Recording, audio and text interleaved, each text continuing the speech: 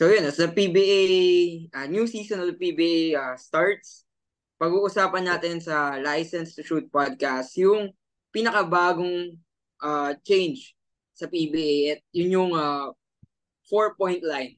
So this season, medyo nagkaroon tayo ng kind of shake up sa ating liga dahil uh, dahil dun sa 4-point line na dinagdag. At yun yung pag-uusapan natin sa ating episode. I'm Miggy C alongside William Go. William, before anything else, yung 4-point line, syempre maraming taong curious kung ano nga ba nangyayari sa PBA with this new addition of the 4-point range. Pero maiba muna tayo ng konti. Dahil nagsisimula na yung PBA, meron tayong konting changes din at ito yung schedule. Daanan lang natin ng sobrang bilis. Yung PBA schedule, Tuesday to Sunday na, meaning Monday na lang yung pahinga ng PBA. Reactions to this, and as a fan, ano yung feelings mo about this one?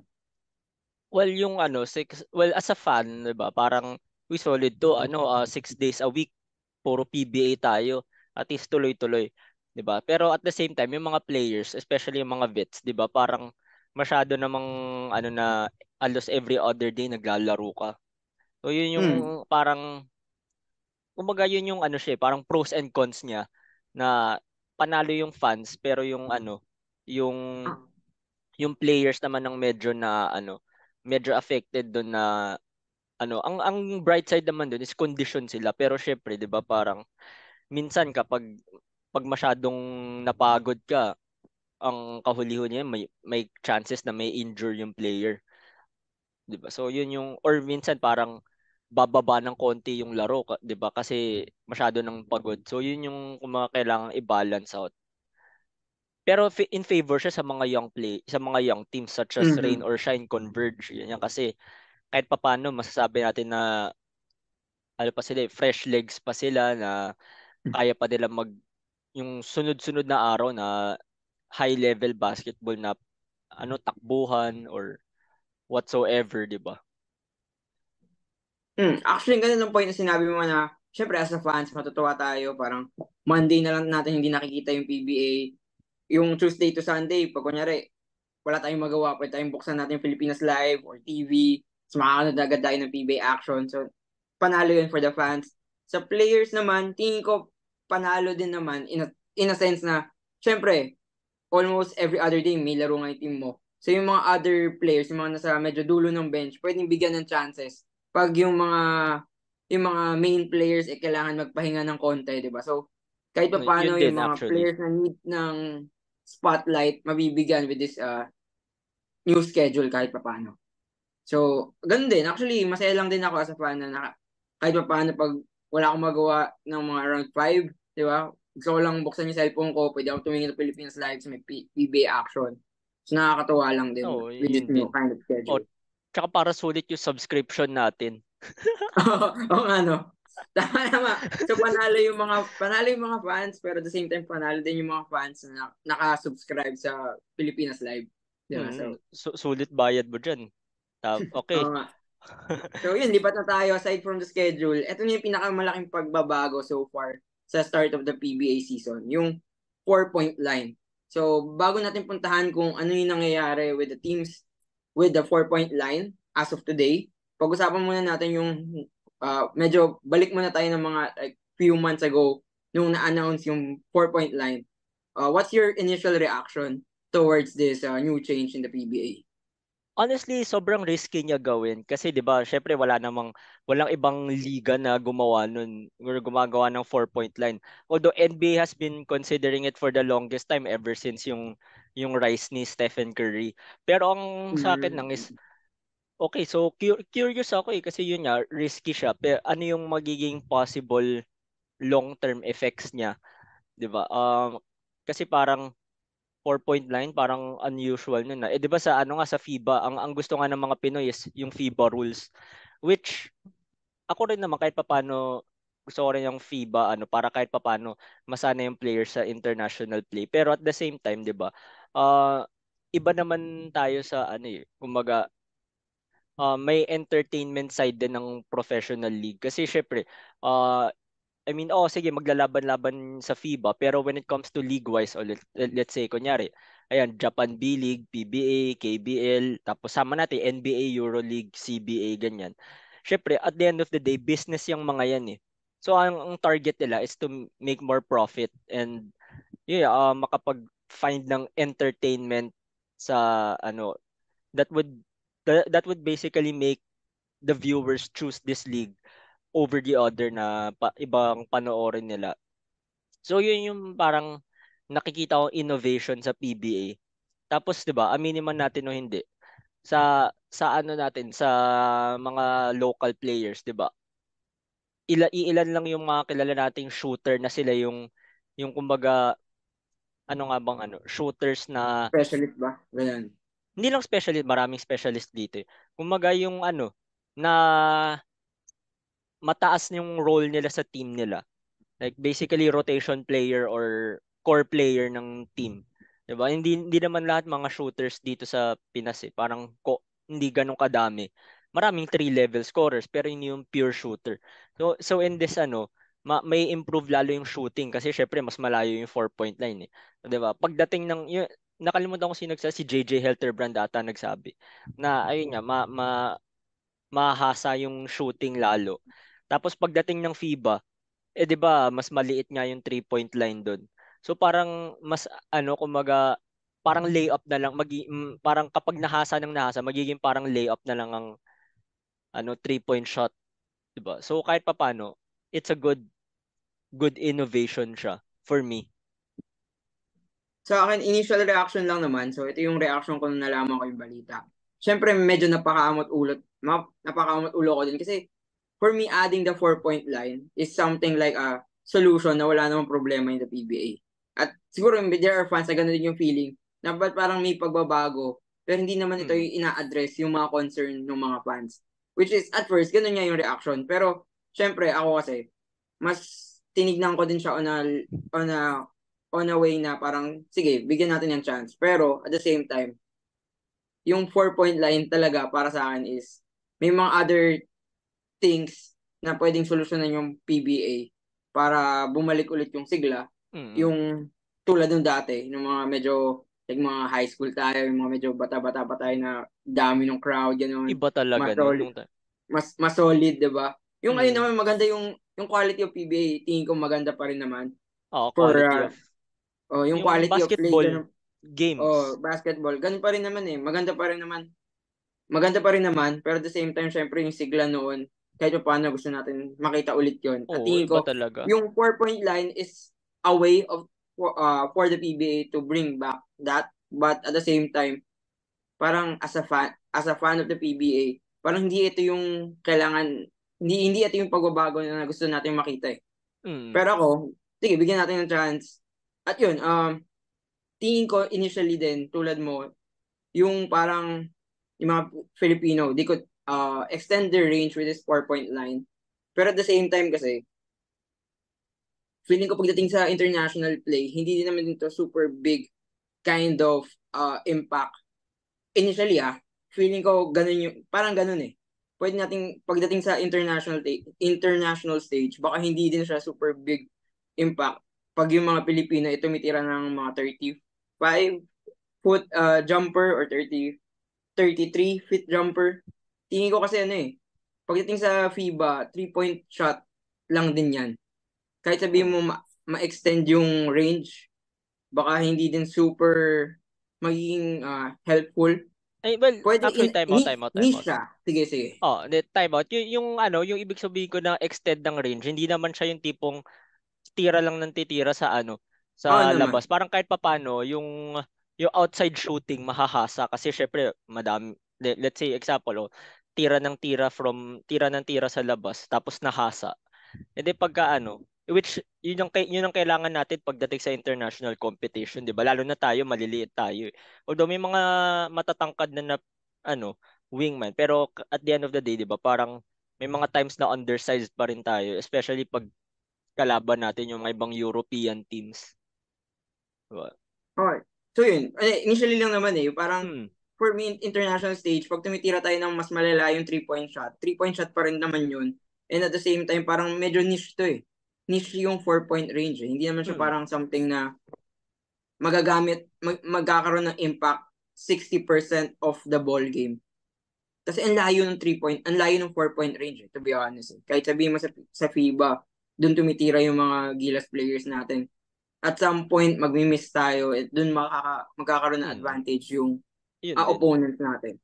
Pero yeah, siguro to add na lang din sa sinabi mo, dahil nga mas malayo na yung standard ng shot sa Pilipinas, baka mas gumanda yung efficiency naman ng mga players natin from the 3-point shot. Yung mismong 3-point range mismo, di ba? Kasi kahit paano may extend yan, eh. Pero yeah, for me, initially nga lang, medyo napakakamot ng ulo, pero I'm willing to give this one a chance. At tingin ko naman, first impressions natin dito sa PBA when they started this one, last week lang ba yung start ng season? Last week. Last week. Medyo hindi, dami na rin kasi for 6 days yung basketball, so ang dami ko na napanood ng PBA. Yeah, last week nung nag-start na yun, sobrang, ayun, doon na natin magkakaroon ng impression talaga sa ginawa ng PBA na new rule which is implementing the 4-point line. At yun, what's your impression muna on the 4-point line? How does the teams use this one? Especially at this point, mga teams sa PBA at least 2 games na eh. Honestly, parang pag ako nakakanood ng PBA, parang sabi ko, wow. Di ba? Di mo yung kagabi pa lang yung kay Brownlee, Romeo. Una si Jeronteng, di ba? 4 points. Tapos, next possession, Brownlee, 4 points. Tapos si Romeo, sunod Romeo, 4 points. Diba? Yung mga ganong palitan, parang yung solid panoorin yun. Tapos, meron pa sa Converge si Scottie Hobson, na hanggang ngayon nalilito pa rin yung sa Scottie Hobson and Scottie Thompson. Ano pa rin siya, 'di ba? Game winner siya na 4 points, 'di ba? So, parang the past few games medyo pa lang siya, parang niluluto pa lang na kasi 'di ba? Yun nga sabi ko, risky siya, masyado pang risky siya. So, parang nasa pa lang siya, parang yun luto stage pa lang siya. Tapos ngayon nagsisimula ng mamunga or yan na nabibuild na yung kagandahan ng 4-point shot kasi kahapon, no, 'di ba? Sa 2 games kagabi at kahapon basically um lumabas na yung magandang effect niya na yun nga, yung sa first game nagkaroon ng game winner sa 4-point shot in which nakita naman natin 'di ba nung pagka time out galit na galit si Coach Chot kasi hindi foul. Tapos ang sunod nun yun nga, yung sagutang Brownlee, Romeo, tsaka hindi, Jeronteng, Justin Brownlee, Terence Romeo. No, iba pala yung sequence na gano'n kasi doon mo makikita na no lead is safe nga naman. Kasi alam ko, hindi din naman malaki, parang siguro mga 3-4 ata lamang. Tapos biglang dahil sa sagutan nila, ganun, bumalik doon. Na-cut down or napalitan yung lamang tapos na-cut down agad. 'Di ba? So parang doon mo makikita na no lead is safe. Tapos parang ayun na hindi ka pwedeng makampante basta-basta lang. So syempre as a players din or as a fan pag nanonood ka, okay, may chance pa si ganito kasi 'di ba 8 point lead magiging 2 possession ball game lang. So parang kumbaga tataas yung intensity niya at saka yung pagiging unpredictable ng laro. So yun, actually, totoo naman yung isa sa mga malulupit talaga nangyari sa 4-point line is yung Scottie Hobson game winner. Kasi sobrang parang medyo iconic yun in this new stage of the 4-point line. Kauna-unahang 4-point shot na nagpanalo sa team. Very crucial. Medyo high risk din yun, pero high reward kasi nga nanalo yung Converge. And sa akin yung initial thoughts, I was really surprised. Kasi nga yung first impression ko, I was really surprised kasi medyo magkaiba sila dun sa initial thoughts ko. Kasi initial thought ko sa 4-point line, medyo napapakamot ulo ko, ganun. Pero ngayong nag-start yung season, nakikita ko yung value and yung value at yung parang kung paano ginagamit ng PBA teams yung 4-point range. doon ako natutuwa kasi sobrang creative ng mga other teams in the PBA with this 4-point line. Kasi some teams, aminin ko, may mga parang ginagamit to as a straight to the point na 4-point line. Pag tumira ako dito, 4 points. Pero may mga other teams sa PBA na ginagamit yung 4-point line in a creative way na, okay, dito ako tatayo sa 4-point range. Ibig sabihin, mas malaki yung spacing ng offense ng team namin. Then pag nakuha ko yung bola dito sa 4-point shot na to, I could take it or I could read the defense. Pwede ako mag-drive. I could generate a better shot when I drive. Ngayon, mas malayo na yung 4-point range. Mas malayo, mas may momentum na yung player patungo dun sa basket. So, di ba, a good point. Or, pag yung player nakita niya na galing siya sa 4-point shot, nakuha niya yung bola, pwede siyang mag one dribble pull up, 3-point shot, better look. So, I think yung may mga ganong instances sa PBA na ginagamit ng mga PBA teams in a creative manner tong 4-point shot. At doon ako natutuwa. Na hindi ko siya in-expect, to be honest, nung nalaman, months before nung nalaman ko na magkakaroon ng 4-point shot yung PBA. Kumbaga parang mas mahihirapan yung opposing team na basahin yung depensa mo kasi may 4-point Yung line. So opensa, parang, yung opensa. hindi yung opensa ng kalaban mo, 'di ba? Parang ano ba, titira ba to sa 4 points, ilalapit ba or aatake ba? 'Di ba? So parang kumbaga coach's standpoint din, kailangan maging parang mas mag-effort ka pa na makapag-execute ng mga game plan para kumbaga para ma-counter yung kasi syempre offensively kitang-kita mo na yung magandang effect ng 4-point line eh. So on a defensive standpoint, dun ka babalik or dun ka din gagawa ng 'di ba? Gagawa ka rin ng kumbaga kahit papaano mga schemes na okay, so ano yung chances nito na maka 4-point line? Oh, pag Yun yung sinasabi ko, mas oh, na-appreciate ko yung kaya nga. 4-point line. Mm, Because of how the teams use this one. Na parang, mas nag-elevate creative. yung laro eh. Oh, Mas naging naging, mas creative. kahit pa paano nag-elevate yung laro. Kasi siguro, yung initial thoughts natin, feeling lang natin, gagaling lang tayo sa pag-shooting with this 4-point line. Mm. For this time around, paano ginagamit ng mga PBA teams yung 4-point line? Mas nagkakaroon tayo ng different understanding of the game. And I think yung opensa, yun yung mas nakikita natin ngayon, initially, kasi first few weeks pa lang eh. First week pa lang eh. So siguro, pag tumagal pa, pwedeng yung depensa naman, paano magre-react yung depensa Oo, sa yung ganitong reaction. new style of offense in the PBA. So yun yung, actually yun yung natutuwa ako as a fan. At tingin ko naman, kahit na hindi ito yung sagot na hinihanap natin sa PBA, kahit pa paano yung PBA management, I think they were able to do quite well in terms of adding the PBA 4-point line in a sense na nagdagdag kahit pa paano ng excitement din naman yung line na to sa liga natin. Kasi inuunti-unti naman nila yung parang alam naman ng PBA management na sila commissioner.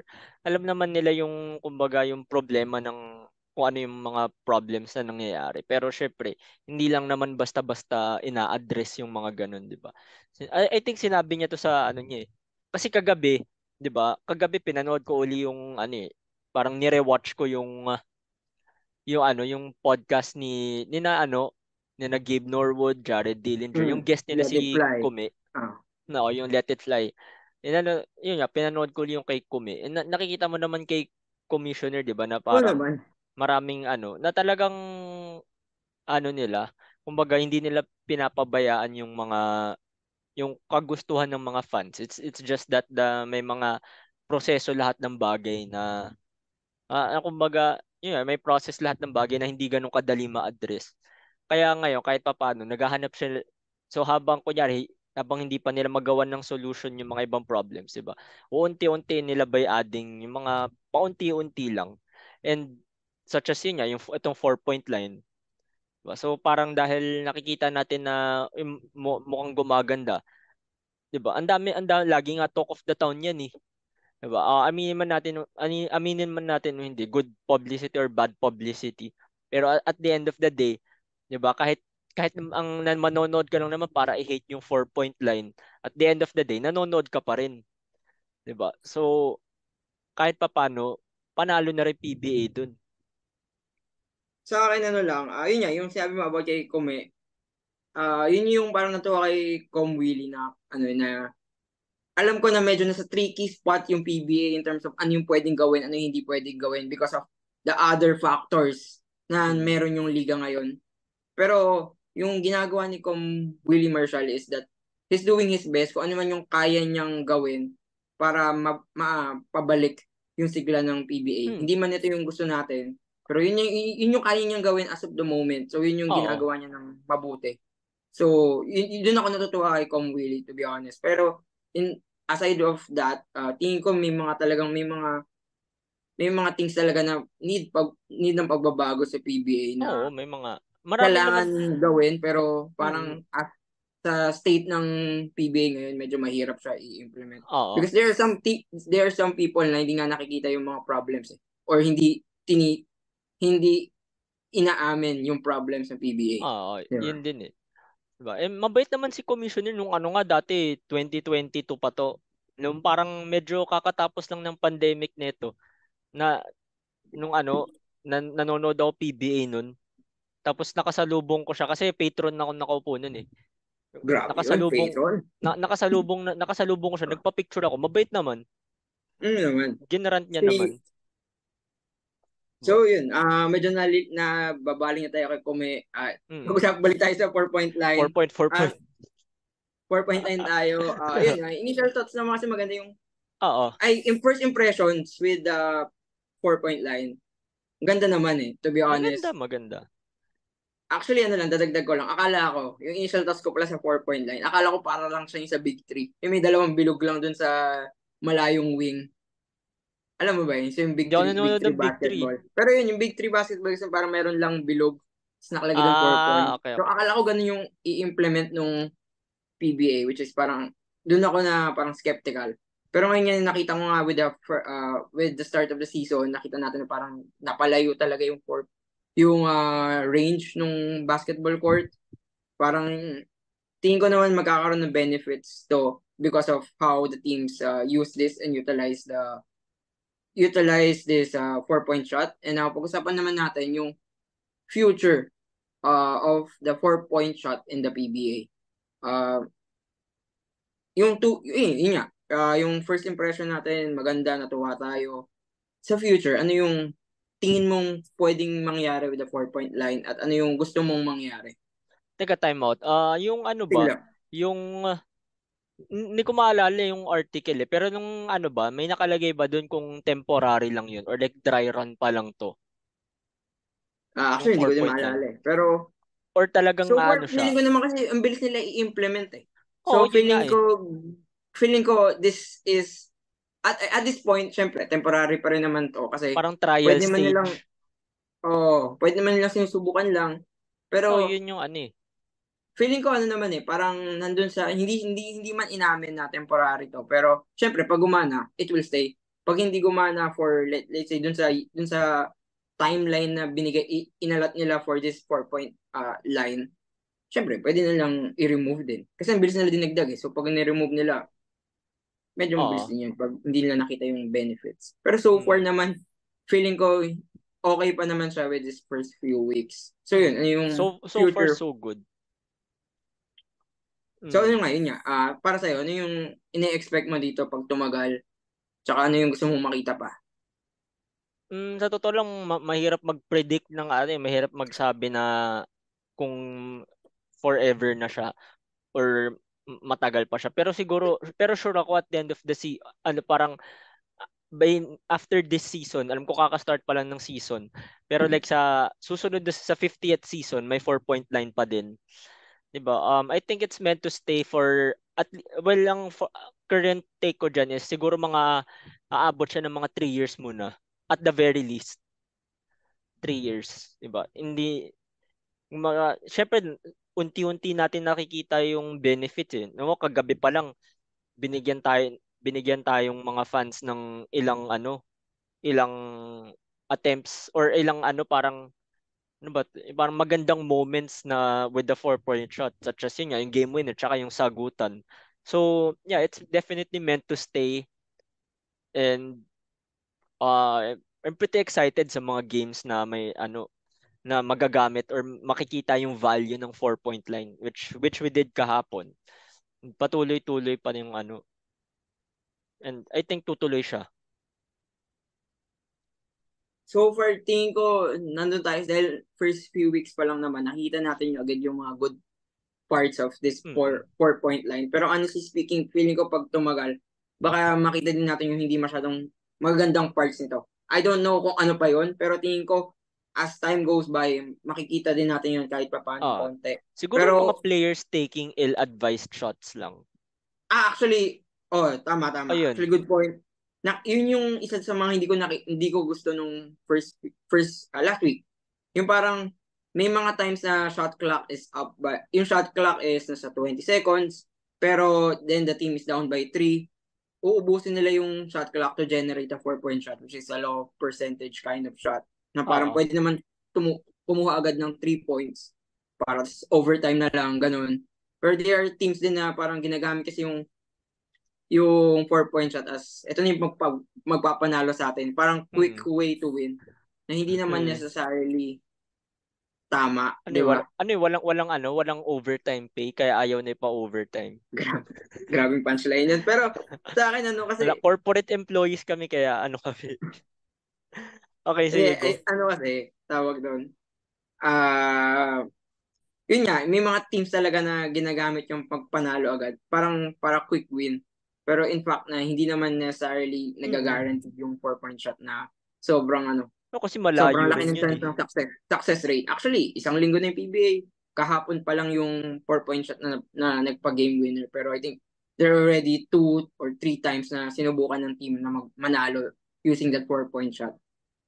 At yun. Yun, so ako, sa future, tingin ko, tama ka, mga 3 years pa yan. Makikita din actually, I'm looking forward to see kung anong impact dadalhin ng PBA's 4-point shot to the, basketball world. Parang, magkakaroon ba tayo ng impact sa other leagues? Na parang, we're using this one, we're trying to evolve how to play basketball. Susunod ba kayo? Diba? So, actually, I'm curious kung magagawa ba ng PBA yun. Kasi syempre, magiging monumental yun pag tayo nagsimula tapos sumunod yun. So, maganda din yung naman. mga netizens, di ba, makikipinoy pride. Uy, sa atin nagsimula yan. Aminin mo, totoo yan. Pag-hate mo sa mga netizens. Pero yun, tingin ko maging masaya din naman yun. Kasi, ako personally, natuwa naman ako sa nakita ko dun sa last time. So, yung mga cons, siguro makikita din natin yung cons. Hoping sooner for the or cons later. Hindi siya super lala. Kasi tingin ko naman, okay naman yung 4-point shot in terms of enjoying the basket, enjoying to watch PBA games. Maganda naman yung kahit pa paano naging value niya. Sa future din, tingin ko, mas makita natin yung mga teams na mag-convert palalo sa 4-point range. Kasi yun yung hindi natin masyado pang nakikita. Like, there are just few instances na tawag doon, na may mga 4-point conversion. At dyan dadating yung sunod mong kasi 'di ba ikaw gumawa ng flow.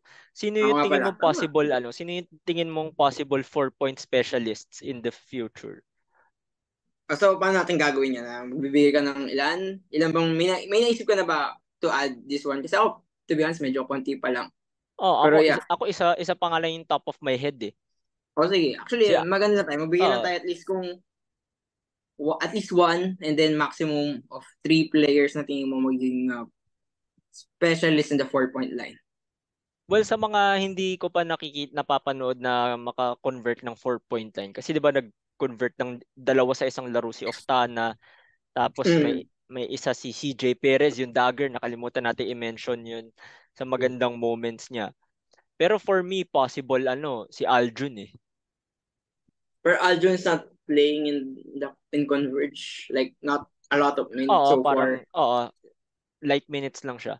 Although kasi yun nga parang kasi nagbago ng coach eh. I mean, hindi naman wala namang galit kay Aljun yung bagong coach. Pero 'di ba parang minsan kung sino yung mas fit sa sistema ng coach siya yung mas magagamit.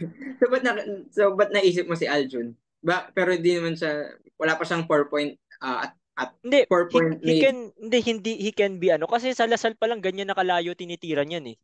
Okay. Yun yung So ano you're ko eh. basing na feeling mo pwede maging specialist si Aljun Melesio pag nabigyan siya ng chance, Oo, knowing pag na nabigyan siya ng nung chance. nung college years niya, we all know na kaya Oo. niyang tumira from that Hindi, range. kahit, di ba may mga times din sa PBA nagagawa niya yan. Like, hindi naman, Mm. not as often as he did in college, pero, kumbaga, yun nga, or, kasi pag sinabi specialist, di ba yun yung magiging role mo minsan. So, siguro, pag Mm. kunyari, kailangan ng 4-point shot, bibigay kay Aljun yung played para dun. Di ba? Mm. Yun yung Okay. ano eh. Di ba? And actually, kung magagawa naman ni Aljun Melesio, mas tatagal pa lalo siya sa Mm-mm. PBA. Magkakaroon siya ng niche na might be in the future yun yung rason kung bakit Oo. pag-aagawan siya ng team. Kumbaga, will Di ba? separate himself from the ano, Mm. or And and tingin ko with maganda ano. nga yun, no, for Mm. other like players in the PBA, yung mga known shooters na try to be Eh, known sa 4-point shot. Kasi yun yung magiging rason mo para humaba pa yung buhay mo sa mm. PBA. So that's nice. Tapos ito pa sinabi mo. Di ba Oh. kakasabi mo lang 'di ba ano parang bumababa yung minuto ni Aljun. Mm. O kung kunyari yun nga maayos niya yung maging specialist siya. O 'di ba parang makikitaan siya ng value na okay sige hindi man gagamit-gamitin na ano siguro para hindi naman malaki yung jump ng minutes niya pero kahit papaano sige bibigyan natin ng oras to ganyan ganyan. Mm. Pero biglang ano tataas din yung value ni Aljun. Kasi, Mm. wait lang, specialist namin to eh. Hindi pwede basta-basta i-trade to or whatsoever, di ba? Okay. Or, yun nga, parang may ano pa rin siya. Ano, hanggang mag-expire kontrata niya, resign lang ng resign, di ba? Okay. Gets. Pero sa akin, yung nakikita kong specialist dito is si Maverick Ahamisi from Magnolia. Kasi siya Jerick, proven Maverick, sorry, Jerick, sorry. Mali, akin. Pero yun, yun. Jerick pala, sorry. Yung Adamson, yung naglaro sa Mm, UAE. Sorry. Si Jerick Ahamisi, um, feeling ko siya yung siya yung yung top of my mind na magiging specialist ng 4-point line. Mainly because actually he's a known shooter he's a known shooter since college, just like Alvin Adamson pa lang. Melecho. Tapos at the same time nagsa-start na siya for Magnolia. And some reason sa kanya ko nakikita din yung yung nagiging creative, kung paano nagiging creative yung mga PBA, yung Magnolia on utilizing the 4-point line. Isa siya sa mga rason. Kasi si Jerry, shooter siya, pero at the same time, kaya niya na mag-extend ng range. So, at this point of his career, sa Magnolia na, syempre, wants to contend, ang laki agad ng value. So, if Jerick Ahamisi could continuously shoot that ball from the 4-point range, ibang impact yung madadala niya sa opensa ng Magnolia palalo. So yun, para sa akin si Jerick. And then siguro second one ko is syempre Scotty Hobson of Converge. Hindi siya specialist. Oo nga, specialist. Parang so dapat medyo PBA player na Pinoy, 'di ba? Pero iba din need i-comment itong si Scotty Hobson Mm. sa Converge when he shoots that 4-point line. Parang Kasi ginagawa niyang pabor sa kanya. oo, tsaka para sa akin, etong 4-point line etong 4-point line tsaka si Scotty Hobson kind of sets a different standard of imports dito sa PBA. Na parang, okay, para maging import sa PBA, hindi lang kailangan maging super scorer ka or yung may buhat factor ka.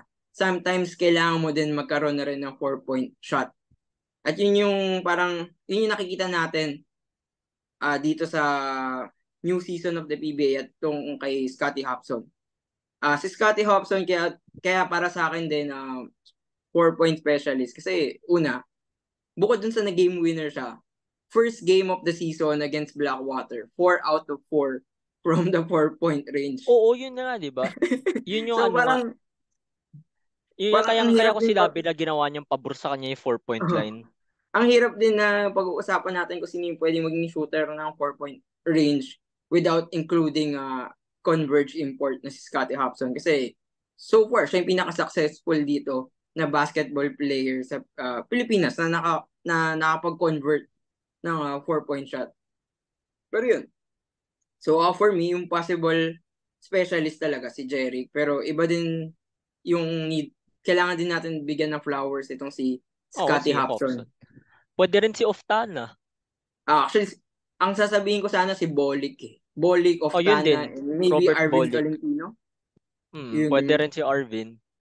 Tsaka, sino ba mga shooters natin? Si ano, di ba si Adrian Wong yung nag-ano ng 4 points nung All-Star last week?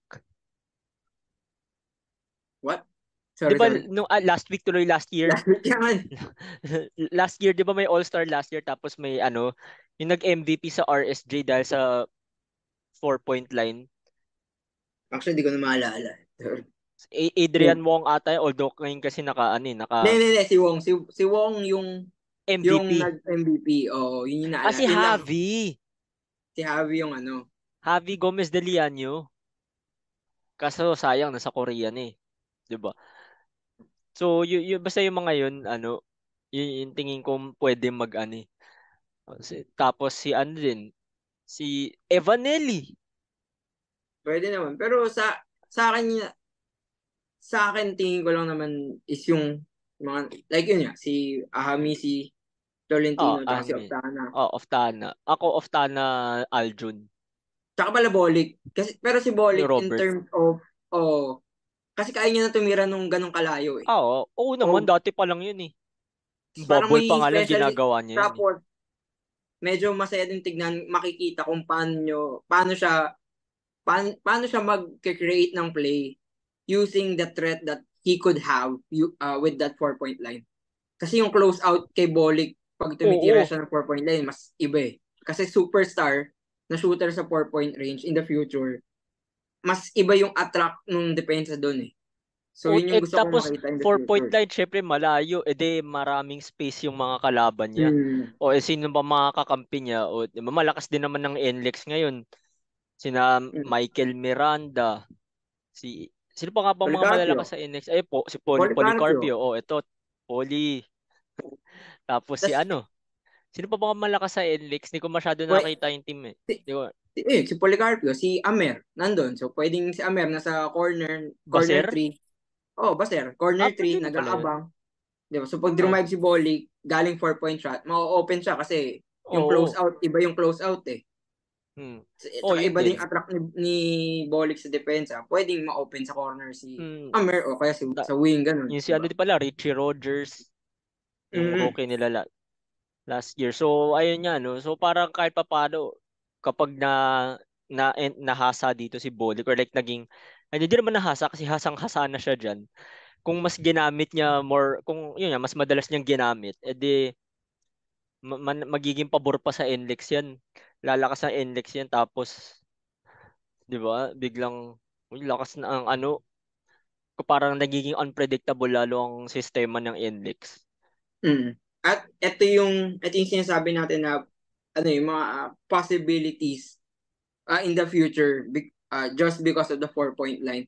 Yung pag-evolve ng basketball and at the same time yung pag-evolve ng mga players natin sa Pilipinas. Now we seen 1 week pa lang naman ito. So obviously we're hoping Pero na so far, so good. so far so good. We're hoping na magpatuloy-tuloy pa to. Kung magkakaroon man ng mga weaknesses and flaws na sure makikita natin yung dahan-dahan. Sana at the end of the day, makakatulong pa rin yung pag-add ng 4-point line sa pagbalik nung sigla nung PBA. Kasi obviously, this addition of the 4-point line, isa to sa mga parang way ng management to bring back yung saya nung Hmm. nadadala ng PBA tulad ng dati. At saka So, mas malawak na yung or yun yan, parang more variation or more dimension to the game. so yun, any parting shots, hindi lang sa 4-point line, kung may gusto ko pang sabihin, yun. Guys, actually, yun yan, no. Bigyan pa natin lalo ng chance yung 4-point line kasi sa ngayon maganda pa naman ang nakikita natin and yeah, that's pretty much all for my 4-point line takes and then sa sooner or later mas malapit na UAAP kaya balik ang sigla natin dito. And yeah, tapos si Aaron pa, who's definitely sobrang UAAP fan din yun. And syempre bilang Lasalista, din siya, fan din siya ng Green Archers. So yeah, mag-UAAP preview na kami since next week magsa-start na. And yun, maraming mapagkukwentuhan kasi syempre we all know how big of a vibe college basketball is. So that's all for me. Ikaw, may ano ka pa ba? So yun lang, akin sabi ko na rin naman yung initial first impression at saka yung mga gusto kong makita sa 4-point line in the future. So yun supportahan nyo lang yung podcast. Please like, share, and subscribe. And yeah, na-hint na rin namin ni William, next few episodes would be a bit more UAAP na. toward the UAAP. So yung mga UAAP fans dyan, sana supportahan nyo palalo kami when we create contents about College. college Lalo na basketball. yung So yun UP lang. fan na yung UP fan na laging nagko-comment sa atin. Kalimutan ko yung username, basta thank you sa suporta. And ngayon maraming looking forward to your comments, especially pag sinusupport mo ang UP. No? Mhm. Mm. So yun, I think that would be all for this License to Shoot podcast. Just and Yun. on behalf of Aaron, andito si Wilmin and si William, and until then, take it easy, stay safe, especially ngayong bagyo. So mag-iingat-ingat po tayo kasi mukhang may bagyo na naman paparating, kaya kita-kits tayo soon. Bye-bye.